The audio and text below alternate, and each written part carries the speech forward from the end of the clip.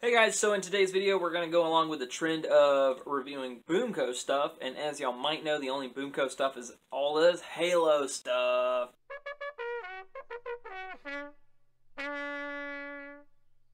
Anyway, today's video is going to be about the Brute Spiker. I don't know what the product name is. It's the Brute Spiker. It's the go-to primary weapon of the Brutes. It had its first appearance in Halo 3. And it's kind of like a submachine gun in that it's fully automatic and it's really cool. In the real world, however, it's single shot. Duh. So it operates very similarly to other BOOMco blasters in that you place the clip in the top, and this is using clip correctly, like so. And then when you prime the top handle here, it cocks the blaster and is ready to fire. There you go. So you might be wondering, what's the teeth? So the teeth here are blades that are attached to it in-game, and you melee with them. But these are actually made of a plastic, like a kind of a tough plastic. They're not foam like most how Nerf, if they do a melee weapon or anything like that, it's foam. This is actually like a pretty tough plastic, so I would not recommend smacking people with this. I would highly not recommend smacking people with this. It's very imperative that you don't smack anybody with it. You've also got this down here, which is like this other little hook blade thing. That's also a tough plastic. Don't do that. Don't smack people. Unless they deserve to, and then you can use your hand for that. That's really a weird advertisement. Don't smack people. Unless they smacked you first. Then you can smack them. But you got a handguard down here, which is neat. You can try my best every single time. I'm not gonna do it. I'm gonna do it. I ain't gonna do it successfully, but okay. I've got an open drink right here. This is really dangerous. So y'all know the stakes. Man, a steak would be good. Let's see. Oh, hey! All right. I can't do it the other way though. It's the blades. Oh my god. I'm gonna go try the lottery real quick because that was not supposed to happen. That was supposed to be a bit on how incompetent I am, but turns out I'm fairly competent. Pat self on back. So yeah, we're just gonna... Alright, yeah, that was empty. So, obviously, how do you field it? I don't.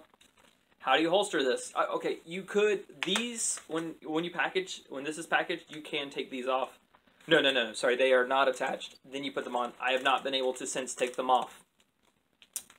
Whoops. You know, so it's tough to holster. It's tough to use in an event or anything like that. But something tells me that not a lot of folks who bought the Halo stuff intended to field it. So it kind of fits in that category of, it's really cool. It looks really great for cosplay type stuff because this is dead on. The literal only difference is this pulling handle here, which is not in the game. I played Halo 3 again recently, like last week, so that was something I did keep in mind. Or at least it's not in Halo 3. It could be in the other ones. Let's just take it to the range. Screw it. There's not really a barrel per se, so no barrel drag. The clips fall out of the bottom here, very much like the Covenant carbine. There we go. Ah.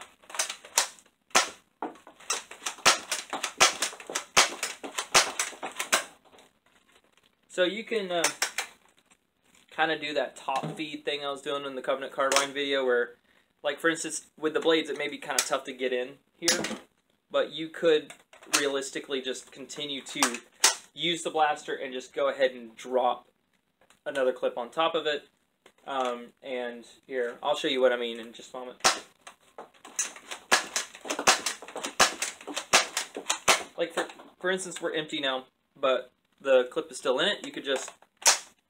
and it drops the old clip out. Something I kind of like to do, this really not really super effective, but I like to do this, like,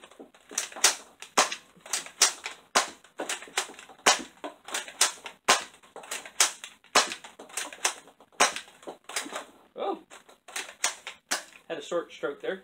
Obviously it's not super combat viable, but I think it's kind of like sling reloading with a lever action. It's not very viable. It's kind of clunky, but it's still cool.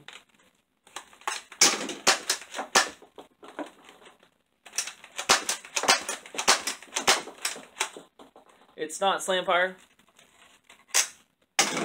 and it performs about as well as the other Halo-themed blasters.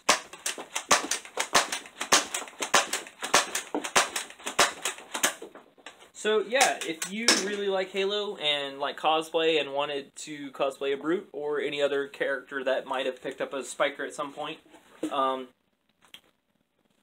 Keys' daughter picked up one at some point, so I guess you could choose her. That'd be easier than a Brute. But yeah, it's pretty decent.